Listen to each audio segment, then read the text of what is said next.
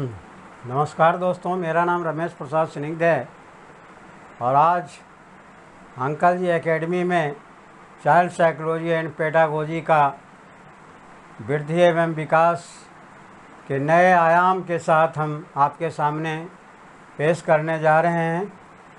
तो अंकल जी एकेडमी में आपका स्वागत है और आज बहुत ही अच्छा दिन है। आज भाभी टीचर्स के लिए हैप्पी टीचर्स डे, चूँकि 5 सितंबर आज है। आज ही के दिन डॉक्टर राधाकृष्णन, जो भारत के पहले उपराष्ट्रपति थे, बाद में वह राष्ट्रपति बने और वह बनारस हिंदू यूनिवर्सिटी के प्रोफेसर थे। उन्होंने भी शिक्षा के क्षेत्र में बहुत बड़ा योगदान दिया है। जब पेडागोजी का पोर्शन हम शुरू करेंगे तो उनमें बहुत सारे सहयोग उनका होगा। तो वृद्धि और विकास में मैंने पिछले वीडियो में बताया था कि बाल्यावस्था में शिक्षा, किशोरावस्था में शिक्षा और शैशवावस्था में शिक्षा का क्या प्रारूप होता है, कैसे वह ग्रहण करते हैं। उसी कड़ी को आगे बढ़ाते हुए हम शुरू करने जा रहे हैं। अगर आप DSSB की तैयारी कर रहे हैं या CTET की तैयारी कर रहे हैं या KVS की तैयारी कर रहे हैं या नवोदय विद्यालय के टीचर्स की तैयारी कर रहे हैं या रीट का एग्ज़ाम की तैयारी कर रहे हैं या पूरे ऑल इंडिया के टेट का एग्ज़ाम की तैयारी कर रहे हैं, तो यह वीडियो आपके लिए बहुत ही उपयोगी होगा। तो शुरू करते हैं हम। आज हम विकास की कड़ी में, वृद्धि और विकास की कड़ी में नया आयाम जोड़ने जा रहे हैं, जो इस प्रकार है। तो ध्यान देंगे मेरे प्यारे दोस्तों।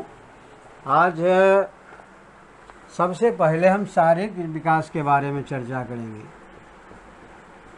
शारीरिक विकास, जिसको कहा जाता है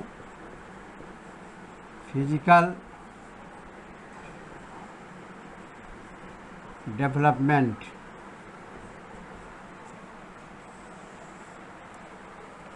शारीरिक विकास जो होता है बालक के विकास का सबसे महत्वपूर्ण पक्ष। बालक के विकास का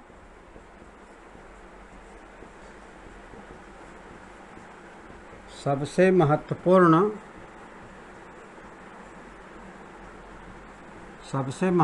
पक्ष शारीरिक विकास ही है।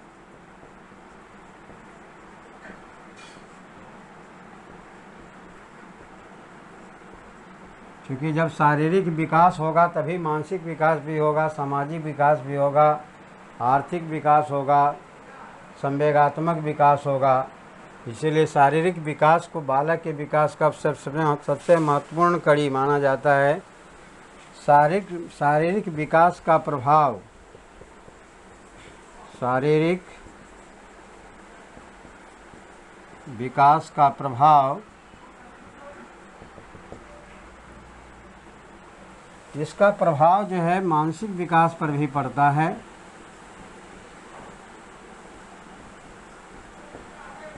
इसका प्रभाव सामाजिक विकास पर पड़ता है।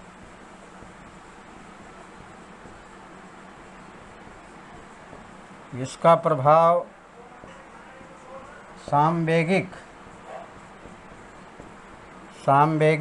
विकास पर पड़ता है।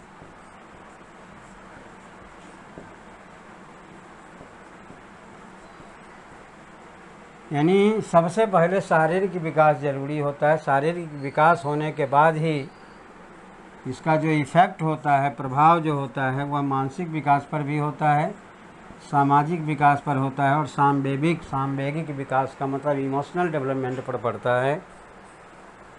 इसीलिए शैक्षणिक दृष्टि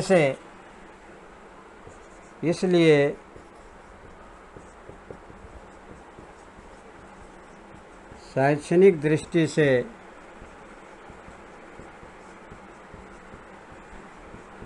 शारीरिक विकास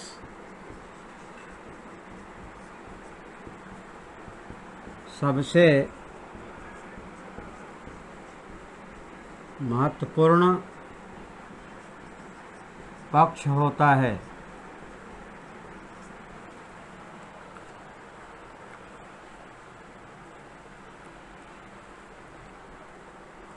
अब जन्म पूर्व शारीरिक विकास, देखिए बच्चा जब जन्म लेता है उसके पहले भी शारीरिक विकास होता है, क्योंकि माँ के गर्भ में होता है। तो अलग अलग स्टेज में जो शारीरिक विकास होता है, किस क्रम में होता है, कैसे होता है, इसके बारे में जानेंगे। पहला जो पॉइंट है, जन्म पूर्व शारीरिक विकास। जन्म पूर्व शारीरिक विकास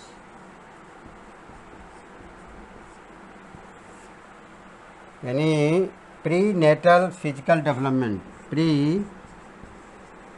नेटल फिजिकल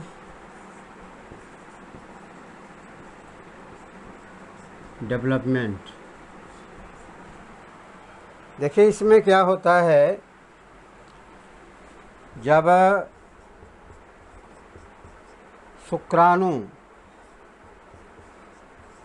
शुक्राणु को स्पर्म कहा जाता है।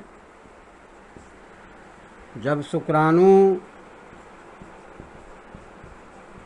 अंडाणु का मतलब ओवम होता है, से मिलता है, तब निषेचन, जिसको इंग्लिश में कहा जाता है फर्टिलाइजेशन,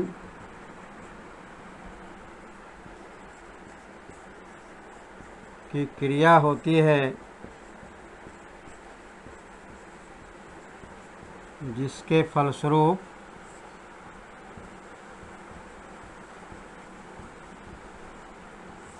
फलस्वरूप मानव जीवन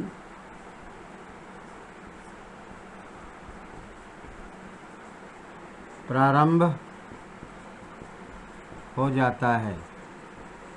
यानी ओवम स्पर्म के मिलने से जब फर्टिलाइजेशन होती है तो जायगोट का निर्माण होता है, उसके बाद इम्ब्रियो का निर्माण होता है, अंडाणु, बिंबाणु, फिर धीरे धीरे समय बीते जाता है, शरीर के विभिन्न अंगों का विकास होता है। इस क्रम में विकास की प्रक्रिया जो है, जन्म से पूर्व बच्चा जो 280 दिन अपने माँ के गर्भ में रहता है, उसी में होता है। निषेचित अंडे को 2 भागों में विभाजित किया गया है। निषेचित अंडे को 2 भागों में विभाजित किया गया है।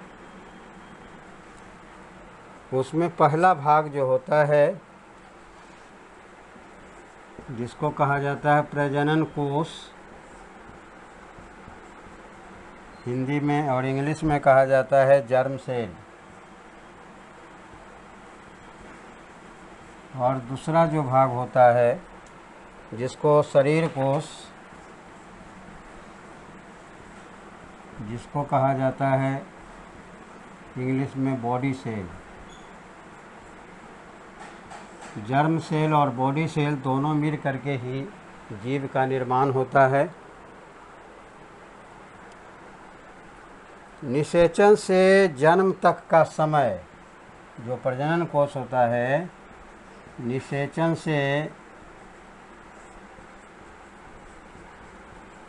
जन्म तक का जो समय होता है,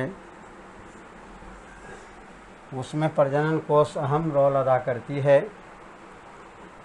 और बॉडी सेल के द्वारा मांसपेशियाँ, स्नायुमंडल, जिसको नर्वस सिस्टम कहा जाता है, तथा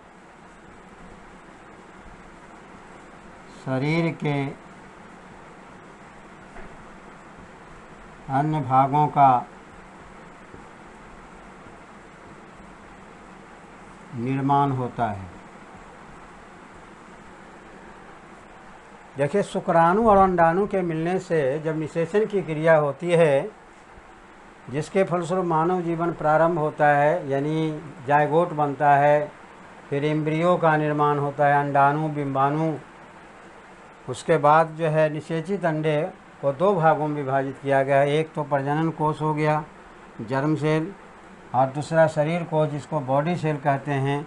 तो जर्म सेल से निषेचन से जन्म तक का जो समय होता है वह प्रजनन कोष के अंतर्गत ही होता है। दूसरा शरीर कोष जिसको बॉडी सेल कहते हैं।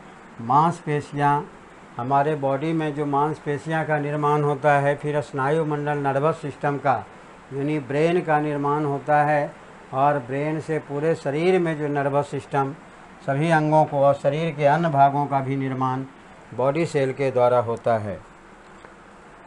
और यह जो प्रक्रिया होती है, यह प्रजनन कोष की में जो प्रजनन की जो प्रक्रिया होती है, यह 42 वीक्स के लगता है इसमें टाइम, जिसको आप 280 डेज भी कह सकते हैं, है ना। तो 40 सप्ताह का समय होता है। 7 चौक 28, 280 दिन लगता है बच्चा पूर्ण रूप से मेच्योर हो करके वह जो है माँ के गर्भ से बाहर निकलता है। उसके बाद फिर पहले जो विकास हुआ है वह प्री नेटल डेवलपमेंट कहा जाता है। इसके बाद जो विकास होगा वो अलग अलग कैटेगरी में बांटा गया है, जिसके बारे में हम चर्चा करेंगे।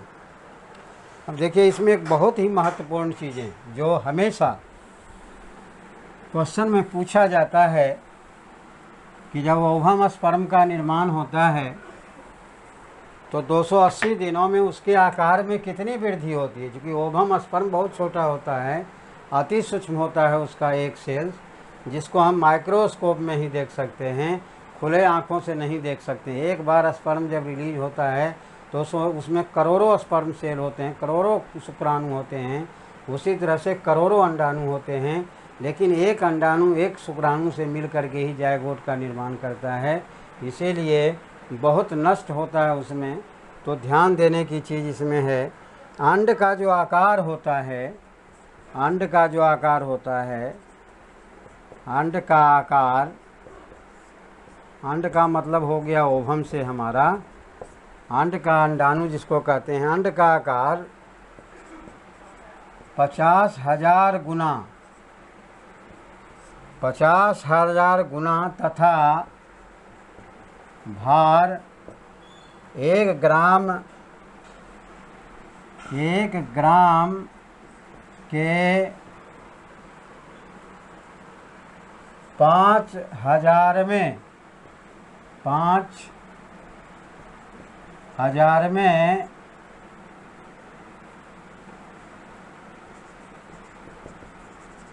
हिस्से के बराबर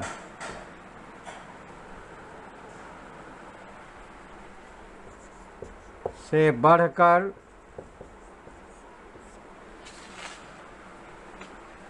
3.5 kg, जो बच्चा नॉर्मल चाइल्ड होता है वह 9 महीने में जब बाहर निकलता है तो 3.5 kg नॉर्मल माना जाता है, तक हो जाता है। याद रखिएगा, ये बहुत ही टेक्निकल क्वेश्चन है। अंड का जो आकार होता है 50,000 गुना बढ़ जाता है, और 1 ग्राम के 5,000 में हिस्से के बराबर उसका जो होता है वजन।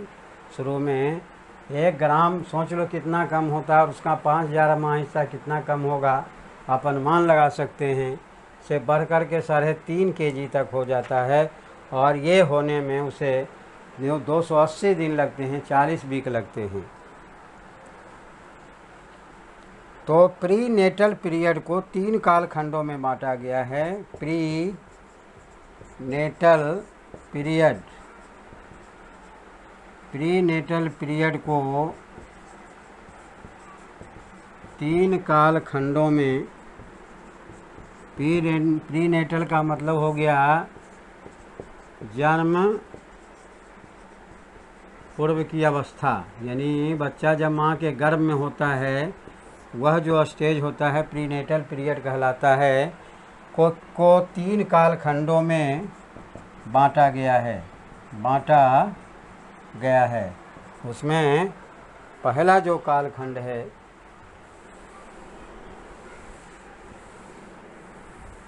पहला जो होता है वह डिम्बावस्था कहलाता है।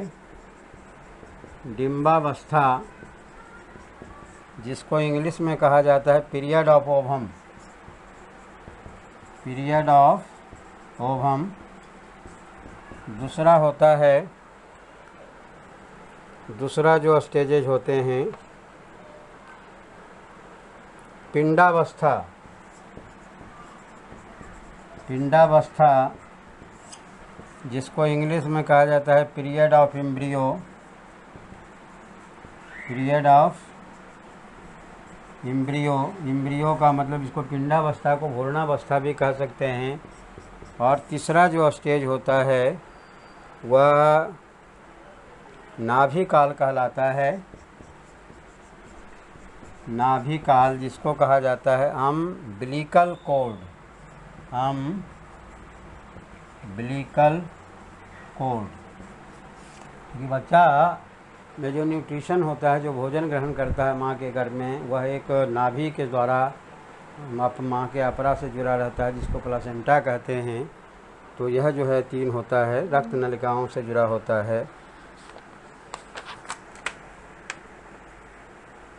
अब देखिए, हम सबके बारे में जानेंगे डिम्बावस्था में क्या होता है। सबसे पहले डिम्बावस्था, क्योंकि अलग अलग अवस्था का अलग अलग क्वेश्चन पूछे जाते हैं, जिसको पीरियड ऑफ ओवम कहते हैं। यह अंड में उपस्थित यौग से अपना भोजन पूरा करता है। यह अंड में उपस्थित यौग से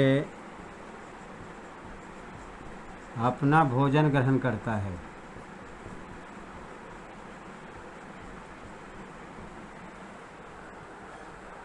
निषेचन के 10 दिन के बाद, निषेचन के यानी फर्टिलाइजेशन जब होता है, निषेचन के 10 दिन बाद गर्भाशय की दीवार पर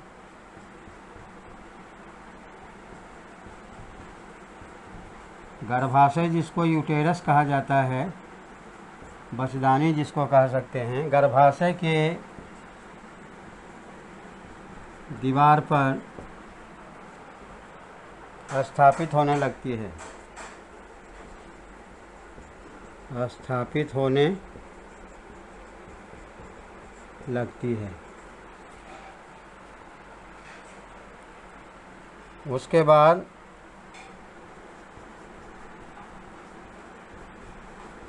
ब्लड वेसल से, जो रक्त नलिकाएं होती है, ब्लड वेसल से अपना संबंध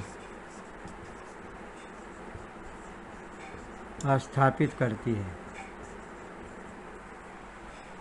जो पीरियड ऑफ ओवम में यह होता है।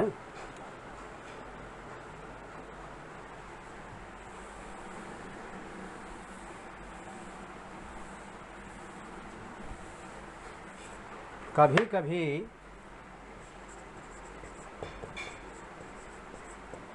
यह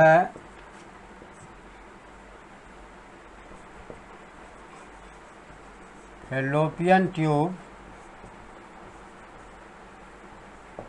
जो गर्भाशय से जुड़ी हुई नलियाँ होती है, फैलोपियन ट्यूब की दीवार पर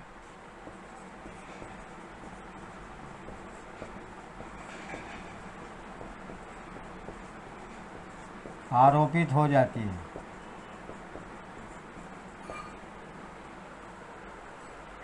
जिससे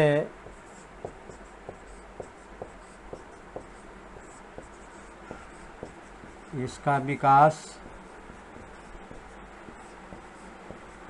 रुक जाता है। यही कारण है कि जो अंडाणु है, ओवम है, उसको डायरेक्ट गर्भाशय में जाना चाहिए। अंडाणु और शुक्राणु को गर्भाशय में जाने के कारण ही उसका विकास शुरू हो जाता है।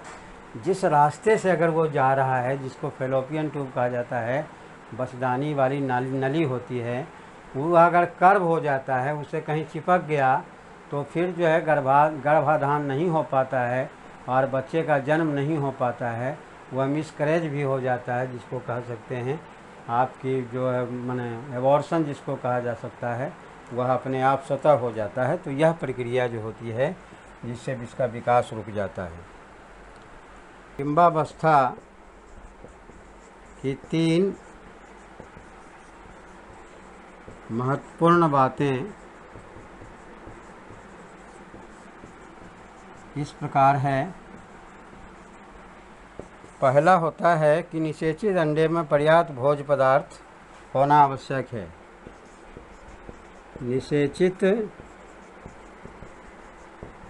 अंडे में जो फर्टिलाइज हुआ है, यानी ओवम स्पर्म जो मिल करके फर्टिलाइज हुआ है, निषेचित अंडे में पर्याप्त भोज्य पदार्थ, वह जो भोज्य पदार्थ होता है जिसको योग कहा जाता है, भोज्य पदार्थ होना आवश्यक है।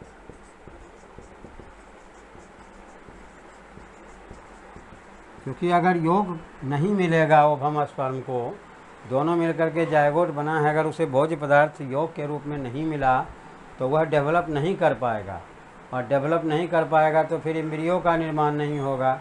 एम्ब्रियो का निर्माण नहीं होगा तो उसके और शरीर अंग का निर्माण। कभी कभी आप देखे होंगे कि बच्चा जन्म लेता है विकलांग पैदा होता है, किसी का सिर नहीं है, किसी का हाथ नहीं है, किसी का पैर नहीं है, या सिर है हाथ पैर बिल्कुल नहीं है, किसी के कोई ऑर्गन का डेवलपमेंट नहीं होता है। इसके पीछे यही कारण है कि पर्याप्त मात्रा में निषेचित अंडे को भोजन नहीं मिल पाता है, योग का निर्माण नहीं हो पाता है, जिसके वजह से ये समस्याएं उत्पन्न होती है। और जिसको कहा जाता है कि इसको प्रॉपर ढंग से इसका ये नहीं हुआ, गर्भाशय में डेवलपमेंट नहीं हुआ, आम बोलचाल की भाषा हम बोल देते हैं। माता की पीयूष ग्रंथि, माता की पीयूष ग्रंथि, पीयूष ग्रंथि जिसको कहा जाता है इंग्लिश में पिट्यूटरी ग्लैंड। देखो बड़ा इम्पोर्टेंट है ये पिट्यूटरी ग्लैंड, जिसको मास्टर ग्लैंड कहा जाता है। हमारे शरीर में जितने तरह के हार्मोन्स हैं, जितने तरह के इंडोक्राइन ग्लैंड हैं, देखो 2 तरह के ग्लैंड, एक डाइजेस्टिव ग्लैंड होता है, एक इंडोक्राइन ग्लैंड होता है।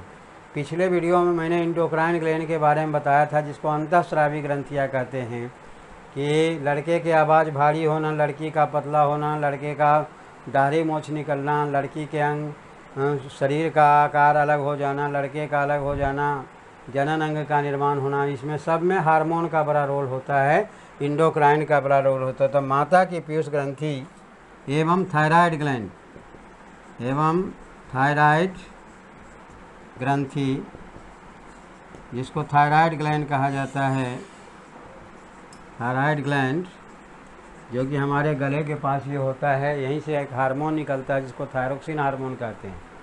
और थायराइड ग्लैंड के विकास होने के बाद ही लड़के और लड़कियों का जब किशोरावस्था में प्रवेश करता है तो दोनों के आवाज़ में अंतर हो जाता है, इसी ग्रंथि की वजह से होता है।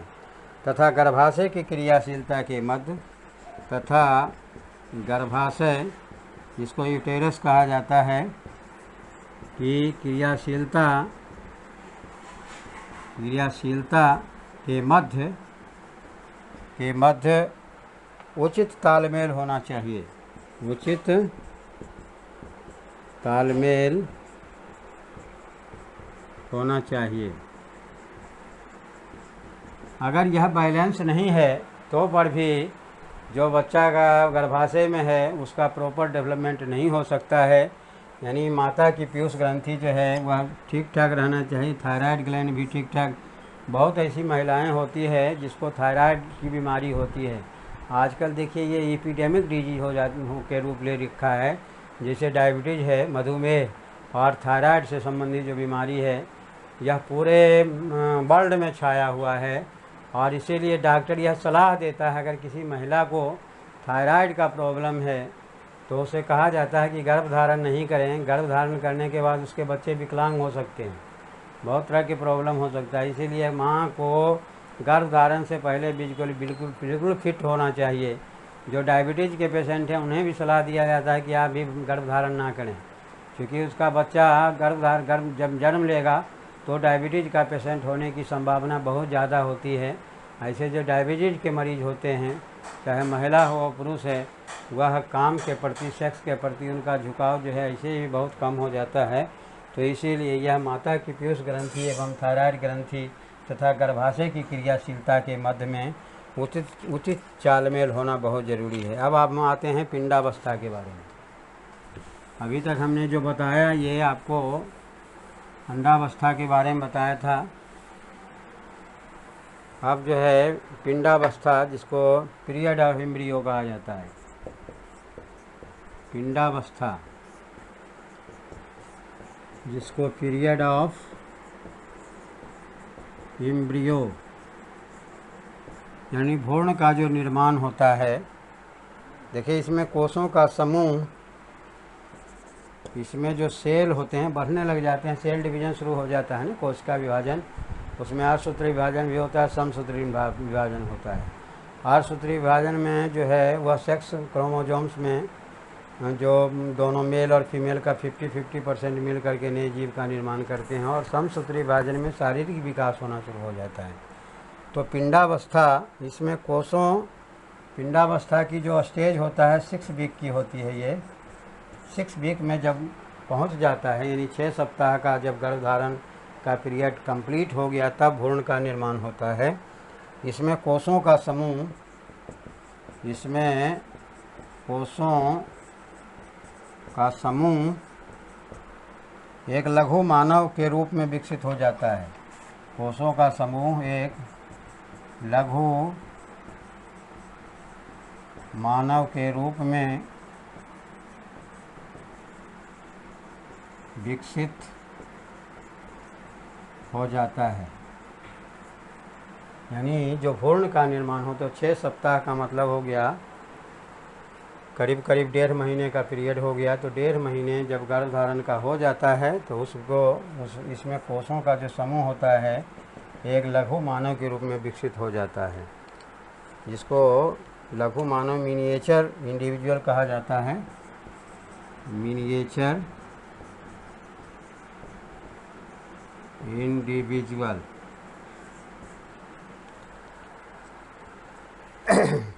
इसी दरम्यान में प्लासेंटा का निर्माण होता है।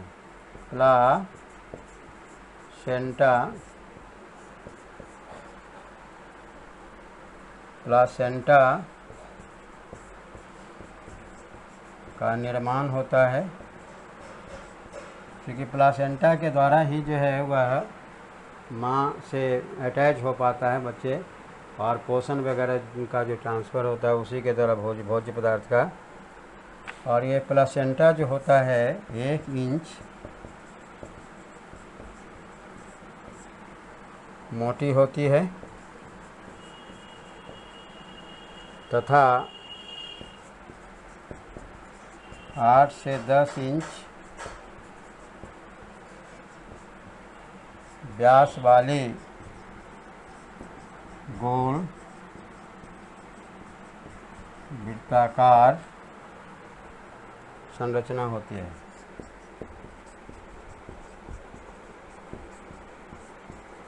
और इसी में बच्चा पलता है ना, क्योंकि एक आवरण बन जाता है जो माँ के गर्भाशय में ही, तभी जो है पेट का आकार बढ़ जाता है महिलाओं का। उसके बाद है दूसरा, इसमें पहला तो प्लासेंटा होता है, दूसरा इसका होता है नाभि नाल, जिसको अम्बिलिकल कॉर्ड कहा जाता है। Umbilical cord.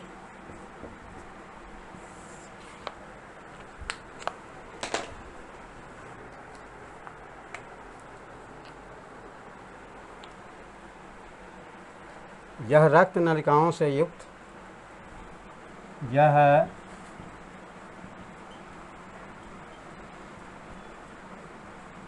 रक्त नलिकाओं से युक्त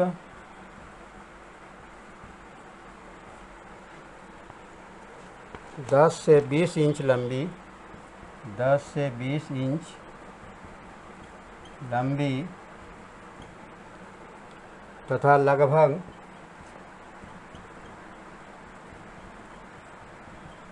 1/2 इंच व्यास वाली संरचना होती है, व्यास वाली संरचना होती है। यह माँ से जुड़ा रहता है ना, जो न्यूट्रिएंट पदार्थ होता है उसका ट्रांसफ़र यही नाभि नाल के द्वारा होता है। और प्लासेंटा जो होता है, यह स्ट्रक्चर होता है जिसमें कि बच्चे का निर्माण होता है, बच्चे का गर्भ इसी में डेवलप होता है। इसके अंदर में फ्लूइड पदार्थ होते हैं और इसी से एक जुड़ा होता है नाभि नाल। यह रक्त नलिकाओं से युक्त 10 से 20 इंच लंबी तथा लगभग ½ इंच व्यास वाली संरचना होती है। आपसे क्वेश्चन में पूछा जा सकता है कि नाभि नाल की जो लंबाई होती है कितनी होती है, तो 10 से 20 इंच लंबी होती है। और इसका जो व्यास होता है, यानी ये नाभि नाल है मान लीजिए, तो इसका जो व्यास होता है ये वह ½ इंच के करीब होता है। ½ इंच का मतलब 1 इंच में होता है 2.5 सेंटीमीटर, तो 1.25 सेंटीमीटर के करीब हुआ ये वाली संरचना होती है। अपरा एवं नाभि नाल द्वारा, देखो प्लासेंटा को अपरा कहा जाता है। इसको हिंदी में, चूँकि अगर आप हिंदी नहीं जानेंगे तो हिंदी मीडियम वाले को दिक्कत हो जाएगा। अपरा, प्लासेंटा को अपरा कहा जाता है। और नाभि नाल तो आप देख ही रहे हैं, अम्बिलिकल कोड, ये दोनों का बड़ा महत्व है।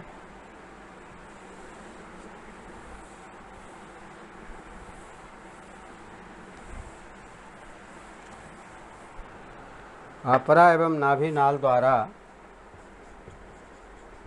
अपरा का मतलब प्लासेंटा, अपरा एवं नाभि नाल द्वारा,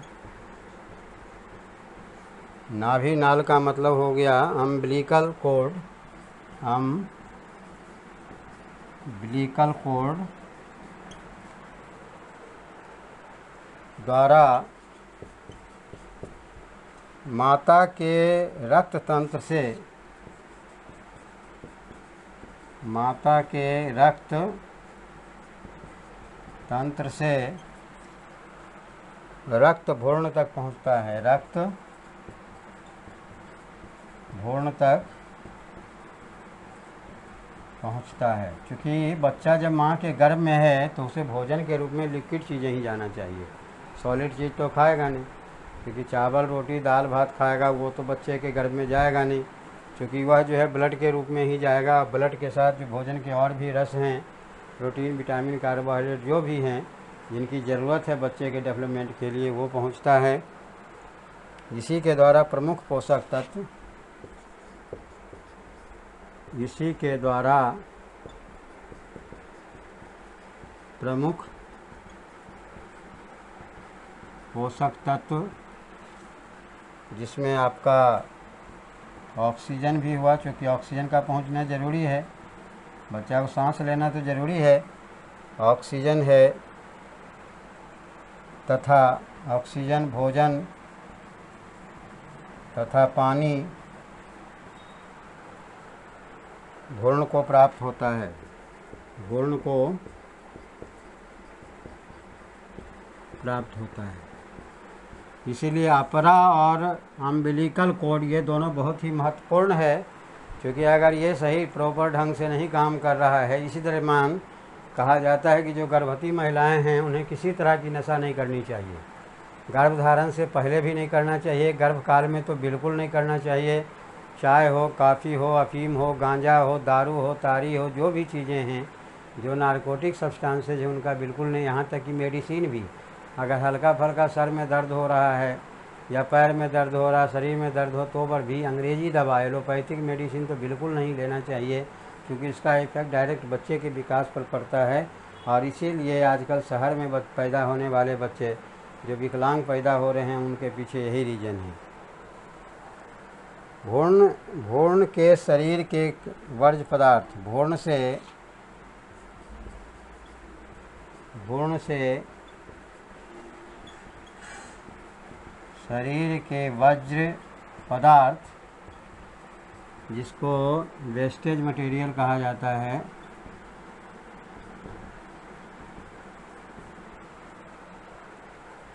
भी आवल एवं नाभि नाल द्वारा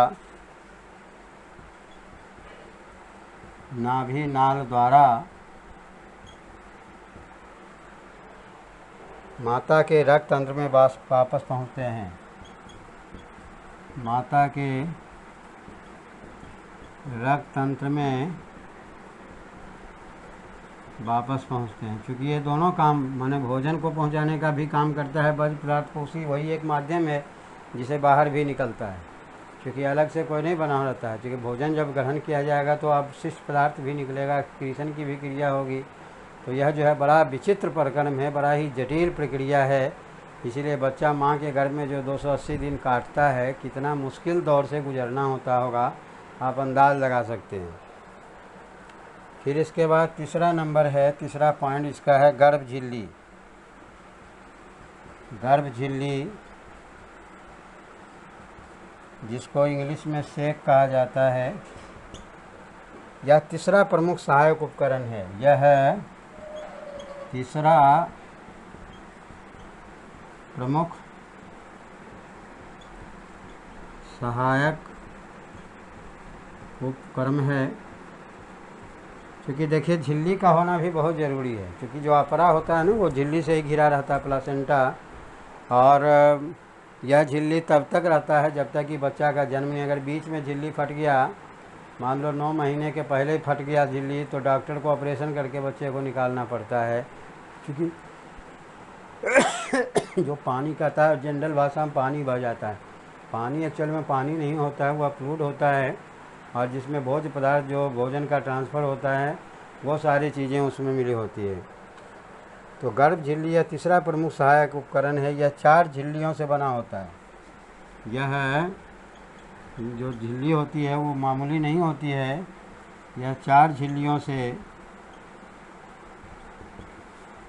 से बनी होती है।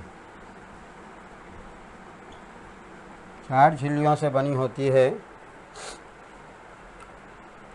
तथा अपरा से जुड़ा होता है। तथा अपरा यानी प्लासेंटा से जुड़ा होता है।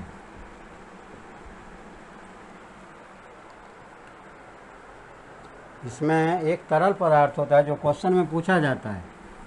अगर क्वेश्चन का लेवल बड़ा है, क्योंकि जो झिल्ली से घिरा होता है उसके अंदर एक लिक्विड पदार्थ होते हैं, जो झिल्ली के अंदर जो होता है लिक्विड पदार्थ, इसमें एमनियोटिक फ्लूइड, इसमें बहुत इम्पोर्टेंट है, आप लोग नोट कर लेंगे इसको। एमनियोटिक फ्लूइड, वो जो झिल्ली होती है, जो थैली होती है, उसके अंदर ये लिक्विड पदार्थ होता है। नामक तरल पदार्थ भरा रहता है। नामक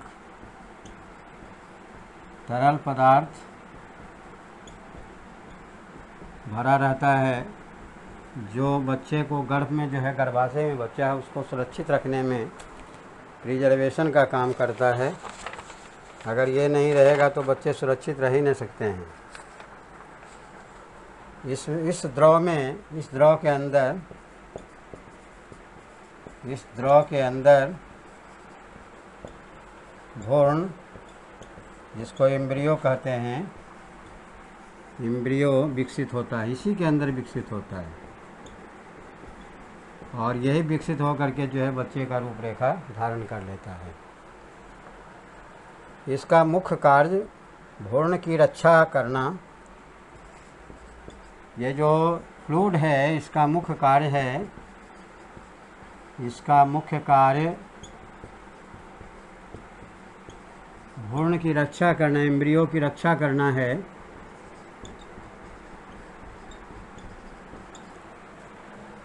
तथा जन्म पूर्व वातावरण के तापमान को स्थिर रखना है। तथा जन्म पूर्व वातावरण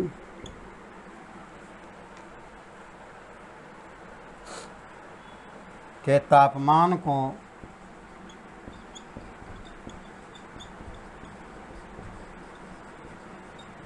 स्थिर रखना है। यानी देखिए, ये एम्ब्रियो की भी सुरक्षा करता है और जो बॉडी के टेम्परेचर है, वातावरण के, जो उसके गर्भाशय के टेम्परेचर को भी नियंत्रित करके रखता है। अगर टेम्परेचर बहुत बढ़ गया तो भी नुकसान हो सकता है, बहुत घट गया तो भी नुकसान हो सकता है। जैसे जो मेडिसिन हम खाते हैं, बहुत ऐसा मेडिसिन होता है जो हमारे शरीर में गर्मी ला देता है। इसीलिए डॉक्टर सलाह देता है कि अगर कोई महिला गर्भवती है तो उसे किसी तरह का दवा नहीं लेना चाहिए, और दवा भी लेनी चाहिए तो अच्छे डॉक्टर, एक्सपर्ट डॉक्टर की सलाह से लेनी चाहिए। क्योंकि इंग्लिश दवा का जितना भी दवा है कुछ ना कुछ साइड इफ़ेक्ट होता ही है, इसलिए इंग्लिश दवा से बचने का प्रयास करना चाहिए। तो यही वजह है कि इससे बचा जाए। अब देखिए, जन्म के उपरांत जब बच्चा का जन्म होता है तो ये उपकरण जो आपको बताए, प्लासेंटा के बारे में बताए, एम्बिकल कोर्ड के बारे में बताए, और एम्ब्रियोनिक फ्लूइड के बारे में, सभी शरीर से बाहर निकल जाते हैं जन्म के उपरांत। जन्म के उपरांत सभी चीज़ें जो 3 विशेष रूप से अभी आपको बताया गया था, माता के गर्भ से बाहर निकल जाता है। ठीक है। अब हम कोश समुच्चय का आंतरिक भाग, ये तो बाहर भाग के बारे में आपको बताए, क्योंकि माँ के गर्भ में जब गर्भाशय में बच्चा जाता है तो एक कपड़ा होता है, प्लासेंटा से घिर जाता है। उसके अंदर जो है एक इम्बेलिकल कोड होता है, जो नाभि नाल जिसको कहते हैं, माँ से जुड़ा होता है। माँ के द्वारा जो फीडिंग किया जाता है वो बच्चे में ट्रांसफ़र होता है, लिक्विड फॉर्म में होता है।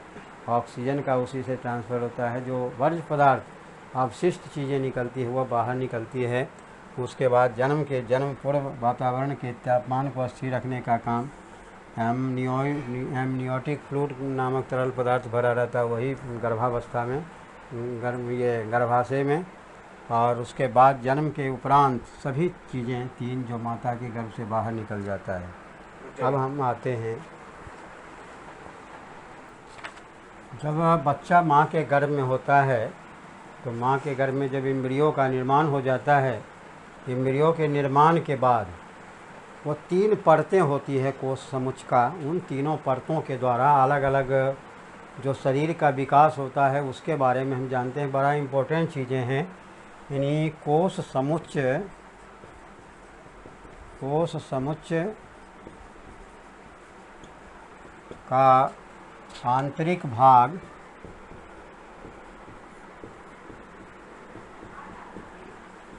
तीन परत का बना होता है।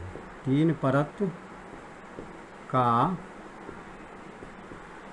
बना होता है, और इन्हीं 3 परतों से जो शरीर के विभिन्न अंगों का जो निर्माण होता है, चूँकि एम्ब्रियो जब बढ़ने लगता है, डेवलप होने लगता है, तो हाथ बनना, मांसपेशियां बनना, ब्रेन बनना, आँख बनना, नाक बनना, कान बनना, मुंह बनना, पैर बनना, हाथ बनना, ये सारे क्रम जो है उसी दरम्यान में होते हैं। उनमें 3 परत है। पहला जो है बाह्य परत जिसको एक्टोडर्म कहा जाता है। एक्टोडर्म, देखिए बाह्य परत के द्वारा क्या होता है, इसके द्वारा त्वचा का निर्माण होता है, बाल का निर्माण होता है, उसके बाद नाखून का निर्माण होता है, फिर संवेदन कोश का निर्माण होता है, संवेदन कोश का निर्माण होता है। इसके अलावा स्नायु मंडल का, नर्वस सिस्टम का निर्माण होता है। ये एक तो आपसे क्वेश्चन में एग्जाम में किस तरह से पूछा जाएगा, आपसे क्वेश्चन में पूछा जाएगी कि त्वचा का निर्माण किस कोश समुच्चय के द्वारा होता है, तो एक्टोडर्म के द्वारा होता है। त्वचा का, बाल का, नाखून का, संवेदन कोश का और स्नायु मंडल का। बच्चा में जन्म से पहले ही संवेदन कोश का निर्माण होता है। तभी बच्चा जब जन्म लेता है तो देखे होंगे वह रोने लगता है, चिल्लाने लगता है। उसके पीछे जो है कहा जाता है ना कि भाई बच्चा सांस ले रहा है कि नहीं ले रहा है, ये पता चलता है। चिल्लाने लगता है, उसके बाद आवाज़ वो सुनने लग जाता है कुछ देर, 2 घंटे, 4 दिन, 5 दिन के बाद। तो इस तरह के और नर्वस सिस्टम, ब्रेन का जो पार्ट है छोटे छोटे, उसका निर्माण भी नर्वस सिस्टम का उसी समय शुरू हो जाता है। दूसरा परत है मध्य परत। मध्य परत जिसको मेजोडर्म कहते हैं, मेजोडर्म, इसके द्वारा त्वचा की आंतरिक परत का निर्माण होता है। त्वचा की आंतरिक परत का निर्माण होता है।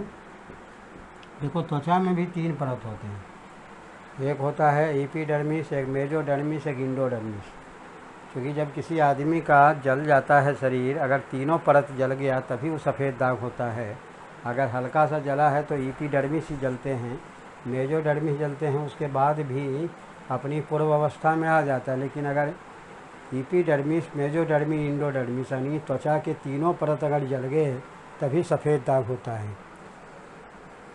मांसपेशियों का निर्माण भी इसमें होता है, मांसपेशियों का निर्माण होता है। इसके अलावा रक्त संचार, रक्त संचार जो रक्त नलिकाएँ होती है बच्चों में, निर्माण होता है इसी के दरमियान। और मूत्रबुन विसर्जन अंग का निर्माण होता है, मल मूत्र विसर्जन अंग का निर्माण होता है। तो ये सारे जो हैं मेजोडर्म के द्वारा होता है। तीसरा जो है आपका एंडोडर्म। एंडोडर्म, एंडोडर्म जिसको कहा जाता है आंतरिक परत। आंतरिक परत यह जो होता है इसके द्वारा पाचन तंत्र,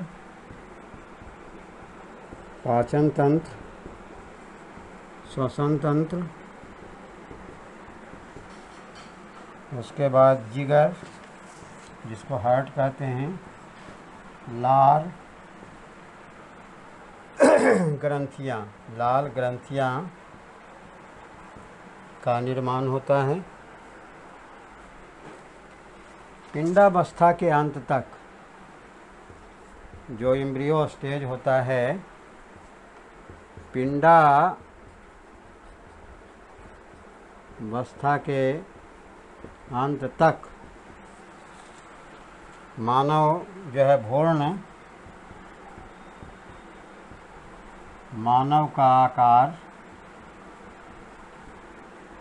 ले लेता है। आपसे क्वेश्चन में पूछा जाएगा कि माँ के गर्भ में जो बच्चा होता है किस स्टेज में पूरा आकार यानी उसके सारे अंग जो है का निर्माण हो जाता है, तो वह पिंडावस्था के अंत तक भ्रूण मानव का आकार ले लेता है।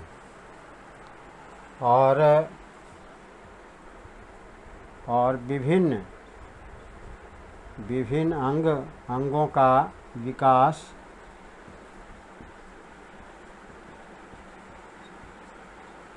अनुपात के अनुसार होता है।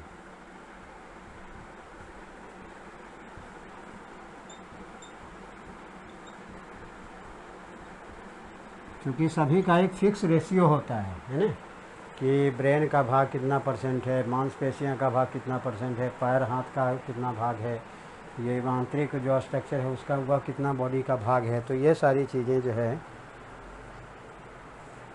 होती है। कुपोषण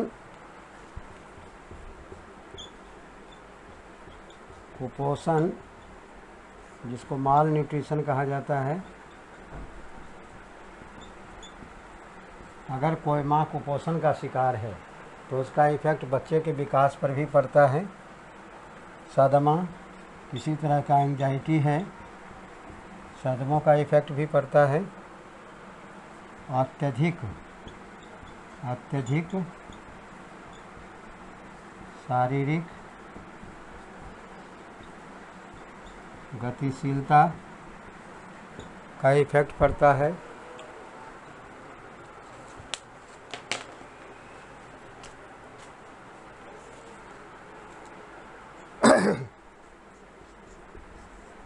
ग्रंथियों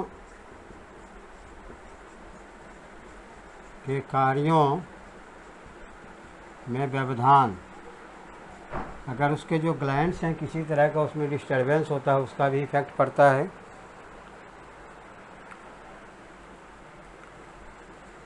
और अगर ये सब चीज़ें रहा, सदमा हो गया, कुपोषण हो गया, अत्यधिक शारीरिक गतिशीलता हो गया, इससे क्या होता है, इसका जो बैड इफ़ेक्ट है इसी के वजह से स्वतः गर्भपात, जिसको कहा जाता है स्पॉन्टेनियस एबॉर्शन,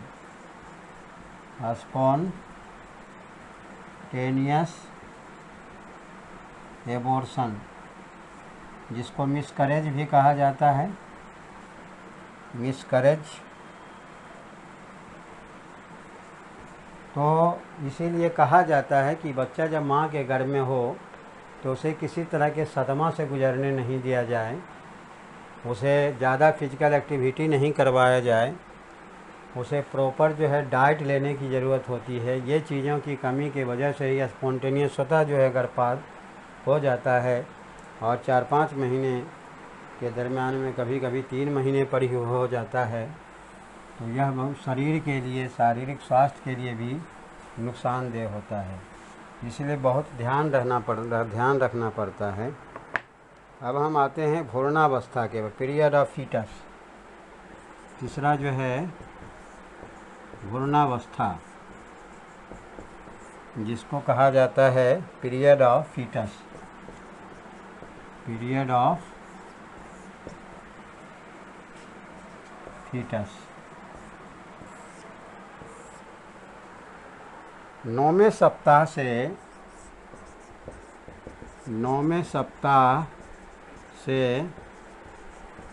40वें सप्ताह की अवस्था भ्रूणावस्था कहलाता है। ये बहुत इम्पोर्टेंट क्वेश्चन है, एग्जाम में पूछा जाता है कि जो भ्रूणावस्था का पीरियड होता है, पीरियड ऑफ फीटस, वह कितने दिन से कितने दिन तक होता है। तो 9वें सप्ताह से, 9 सप्ताह का मतलब हो गया कि 4 दूनी 8, यानी 2 महीने के बाद, 2.25 महीने का जो स्टेज होता है, ये 2 महीना 1 सप्ताह 7 दिन, वहाँ से लेकर के 40वें सप्ताह तक का जो पीरियड होता है वह फीटस पीरियड कहलाता है, भ्रूणावस्था कहलाता है। और यह तीनों कालों में सबसे लंबी अवस्था होती है।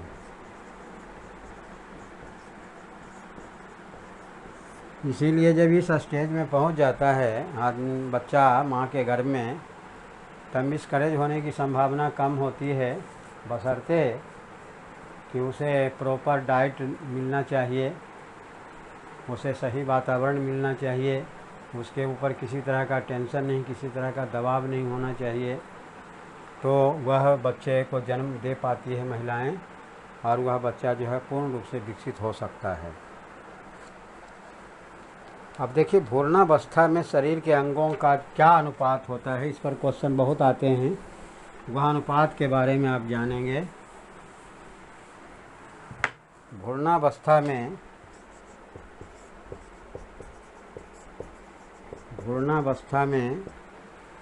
शरीर के अंगों में अनुपात,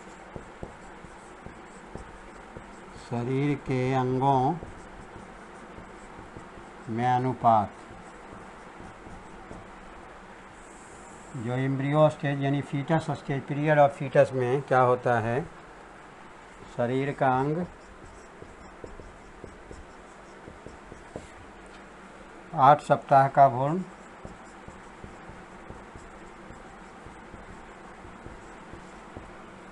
20 सप्ताह का भ्रूण और 40 सप्ताह का भ्रूण।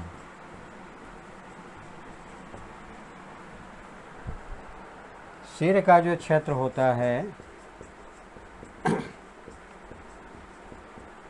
8 सप्ताह का जो भ्रूण होता है, सिर का क्षेत्र 45% होता है, यानी पूरे शरीर का 45% भाग जो होता है वह सिर का होता है, और 20 सप्ताह में वह घट करके 35% हो जाता है, क्योंकि शरीर का आकार थोड़ा छोटा होता है, यानी और शरीर के अंग बढ़ने लग जाते हैं, और 40 सप्ताह में वह 25% रह जाता है। इसका मतलब है कि जब बच्चा जन्म लेता है तो जन्म लेने के बाद पूरे शरीर का जो भाग है उसका 25% भाग जो है वह ब्रेन का ही होता है। इसका मतलब हो गया कि अगर बच्चा 3 किलो का वज़न है तो 3 किलो में 25% समझ लीजिए उसका सिर का ही भाग माना जाएगा। धड़ का क्षेत्र, धड़ का क्षेत्र यानी सिर और नीचे पूरा जो है हाथ पैर पेट पीठ सभी सारे धड़ हो जाएंगे। धड़ का भाग जो है 8 सप्ताह में 35% होता है और 20 सप्ताह में वह 40% हो जाता है और 40 सप्ताह में भी 40% रह जाता है। पैरों का क्षेत्र, धड़ जो होता है यहाँ गर्दन से लेकर के यहाँ तक का पोर्शन मान लीजिए। पैरों का जो क्षेत्र होता है 8 सप्ताह में वह 20% ही रहता है, यानी उस समय पैर का विकास उतना तीव्र गति से नहीं हो पाता है और 20 सप्ताह में 25% रहता है और 40 सप्ताह में वह 35% हो जाता है। देखिए ये जो है स्टेजेज हैं। अब भ्रूणावस्था का महत्व, क्या इम्पोर्टेंस है इसका।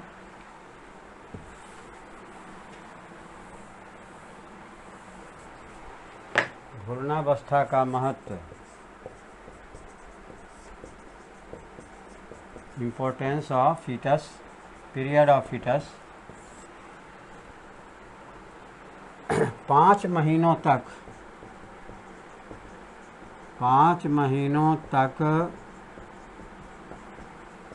गर्भपात की संभावना होती है, यानी माँ जब अब गर्भ धारण करती है कोई महिलाएं तो 5 महीने तक एबॉर्शन की संभावना होती है। 5 महीने के बाद एबॉर्शन कराने पर जो है महिला की मौत भी हो सकती है अगर ज़बरदस्ती हॉस्पिटल में जा कर के करवाए तो 5 महीने के अंदर ही डॉक्टर भी देखता है कि कितना समय हो गया है, उसी के हिसाब से। हालांकि हम जो भ्रूण हत्या पर रोक है और बहुत बड़ा इसका इल्ज़ाम बुरा होता है, कोर्ट कचहरी केस में मुकदमा में चला जाता है, आदमी जेल भी जाना पड़ सकता है। 7 साल की सज़ा है अगर कोई इस तरह का अपराध करता है तो। हॉस्पिटल वाले अगर जो डॉक्टर करते हैं उनको भी सज़ा है, जो करवाने वाला है उसको भी सज़ा है। तो 5 महीनों तक गर्भपात ये संभावना होती है गर्भपात की। विकास की प्रक्रिया में दूसरा महत्व इसका है, विकास की प्रक्रिया में उचित मेल न होने पर विकास की अवस्था, विकास की प्रक्रिया में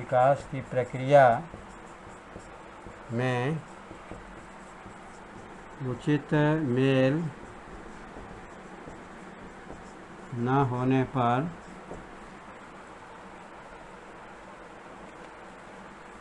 अपरिपक्व प्रसव होता है। यानी विकास के में उचित मेल नहीं अगर होगा, मैंने जो डेवलपमेंट का प्रोसेस है अगर उचित मेल नहीं होता है तो परिपक्व प्रसव होता है। और परिपक्व प्रसव में कभी कभी आप देखे होंगे सुने होंगे कि 7 महीने में बच्चा होता है, 8 महीने में भी हो जाता है। कुछ इतनी परेशानियाँ हो जाती, डॉक्टर ऑपरेशन करके उसको जो है निकालता है, उसके बाद स्पेशल केयर यूनिट में जो है उसको रखता है, आईसीयू में रख करके बच्चे को कुछ दिन रखना पड़ता है और उसको जो है प्रोसेस में डाला जाता है। हालांकि बच्चा माल न्यूट्रिशन का शिकार होता है, वह अगर बहुत आगे जा कर के विकसित हो गया तो संजोग की बात है, लेकिन ज़्यादातर संभावना होता है कि बच्चा जन्म से ही कमज़ोर होता है और कई बीमारियों का शिकार होता है। तीसरा है भ्रूणावस्था की परिस्थिति से सरल एवं जटिल प्रसव। भ्रूणावस्था की परिस्थिति से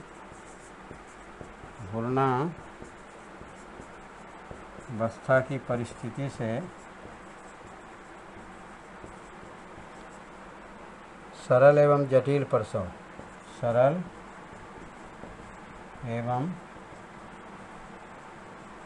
प्रसव, क्योंकि यह एक ऐसा स्टेज है भ्रूणावस्था जिसमें कि देखिए आजकल जो है जरा मना दर्द होता है तो प्राइवेट हॉस्पिटल वाले क्या करते हैं कि तुरंत ऑपरेशन कर देते हैं। पैसा बनाने के लिए 1-1.5 लाख उनको कमाना है। जो लुटेरा टाइप के जो डॉक्टर हैं या नर्सिंग होम है वो इस तरह से लूटते हैं। लेकिन गवर्नमेंट हॉस्पिटल में एकदम अंतिम स्टेज तक ये ट्राई किया जाता है कि माँ जो है स्वतः बच्चे को जन्म दे, और स्वतः जन्म देने वाला प्रक्रिया ज़्यादा अच्छा होता है। ऑपरेशन वाले में बहुत सारी दिक्कतें होती हैं, और एक महिला को लगातार 3 बार ऑपरेशन हो गया, 2 बार हो गया तो तीसरा बार कराना, बच्चे का पैदा करना बहुत ही खतरनाक माना जाता है।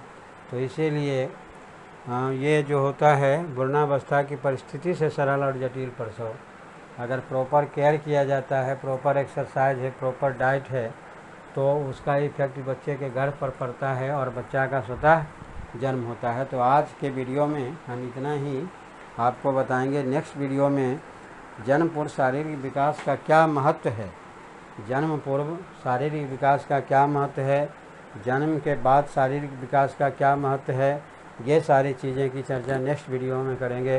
तो अगर ये वीडियो मेरा पसंद आई तो इसे लाइक करना ना भूलें, और अगर आप नए हैं तो सब्सक्राइब करेंगे। और अंकल जी एकेडमी में चाइल्ड साइकोलॉजी एंड पेडागोजी का कंप्लीट सीरीज आपको मिलेगा। कहीं से बाहर कुछ करने की तैयारी नहीं है। तो इन्हीं शब्दों के साथ पुनः आपको धन्यवाद। Thank you for watching this video.